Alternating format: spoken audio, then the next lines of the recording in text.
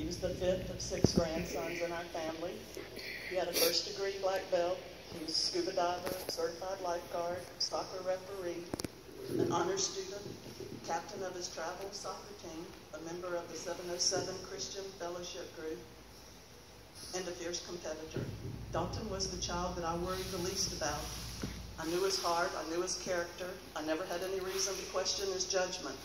He had never been in trouble in school, on the road, in that Corvette, outside of our home, and he never ceased to amaze us with his integrity and the gentle, mature manner in which he handled adversity.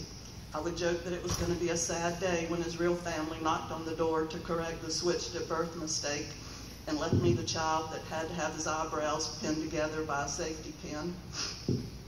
We attended Dalton's final soccer banquet, and he's presented an award that acknowledges the player that always gives 110%. I hug my favorite goalie, I kiss his neck, and I tell him I love him. And he says, "I love you too, Mom." Those were our final words and a gift from God. And I watched my beautiful son walk out the doors and onto the path that does indeed return him to his real family.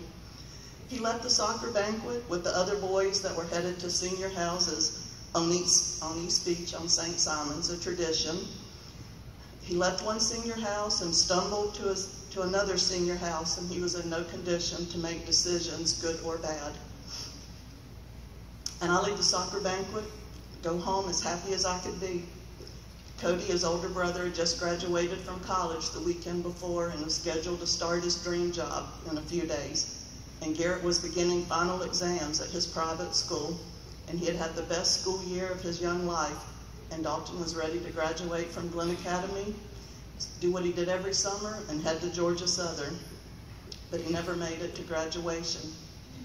And on Wednesday, May 22nd, 2013, 5 a.m., 2 police officers ring the doorbell at the only home Dalton has ever known.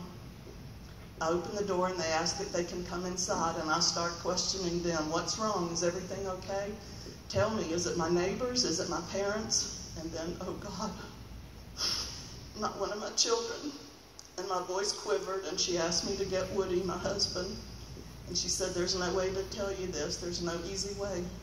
Dalton was found unresponsive on East Beach, and efforts to revive him have failed. And we have a police escort to the hospital. We're in shock. We're numb. Cannot understand what has happened to our precious son.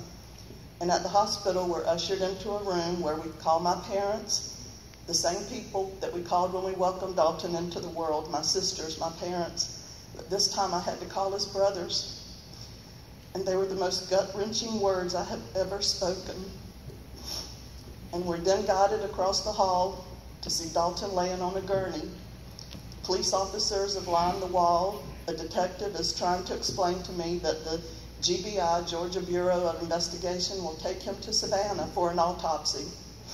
He looked peaceful, as though he was sleeping, but he was cold and his clothes and his curls were wet. And I sat next to him and just held his hand under the blanket that was meant to warm him. And I stared at the lifeless body of one of my sons, my baby with the head full of curls and beautiful blue eyes. He looked as perfect as the day he was born. And I asked them to cut some of his curls before I could walk away. Dalton's wet clothes were cut from his body, and he wore a body bag instead of his red graduation gown. My middle son spent his graduation night in a morgue in Savannah and not in the room across the hall from mine where he had spent the last 18 years and 64 days. Nothing in life prepared me to bury a child. Grandparents are not supposed to bury their grandchildren.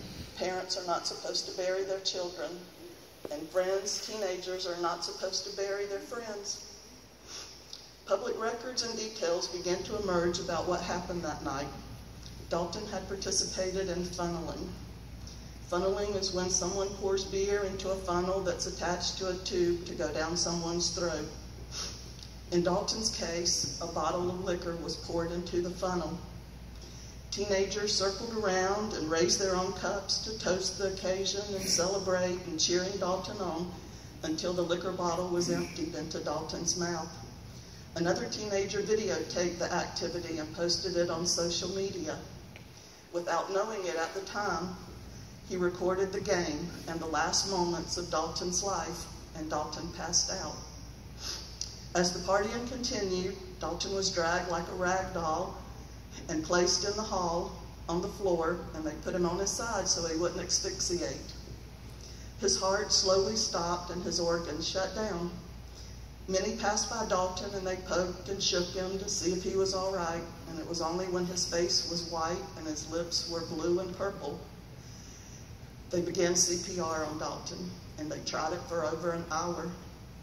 And when those efforts failed to resuscitate him, they dragged his lifeless 6'3", 170-pound body and put him in the shower and turned the cold water on, hoping that it would shock him into waking up.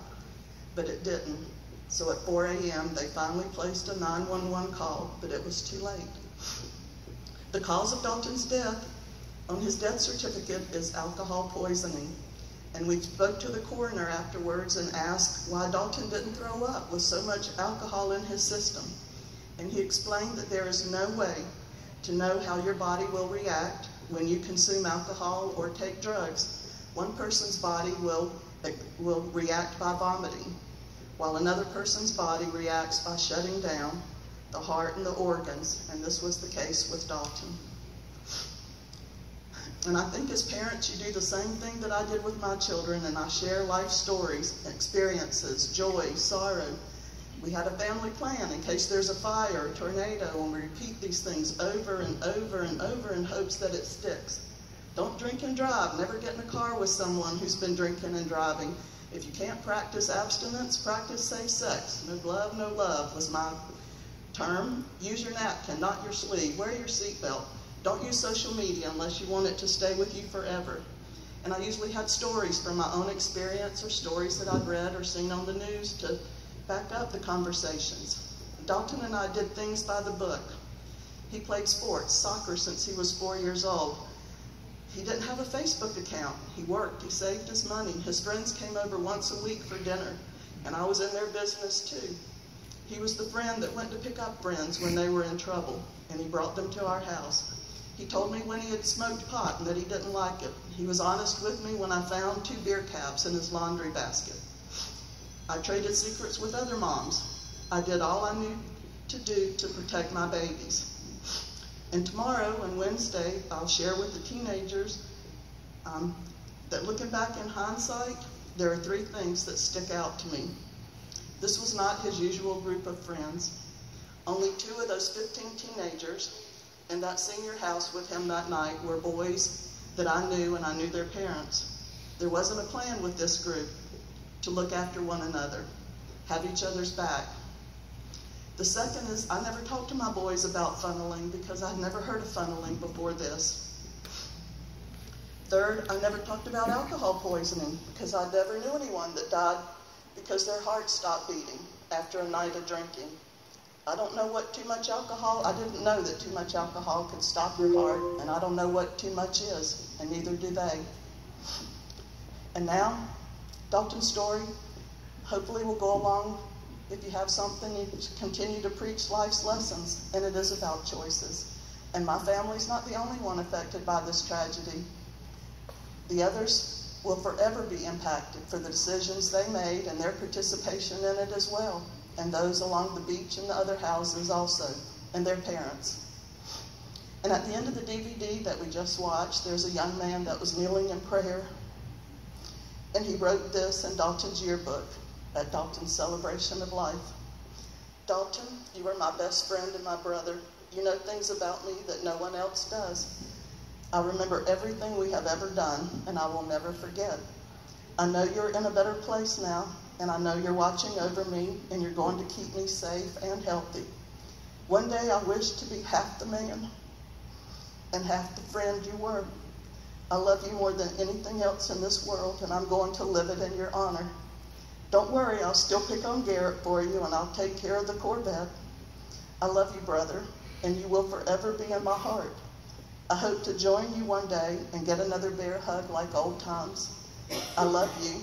And signed, Tyler Graff. It was written on Saturday, May 25th, 2013.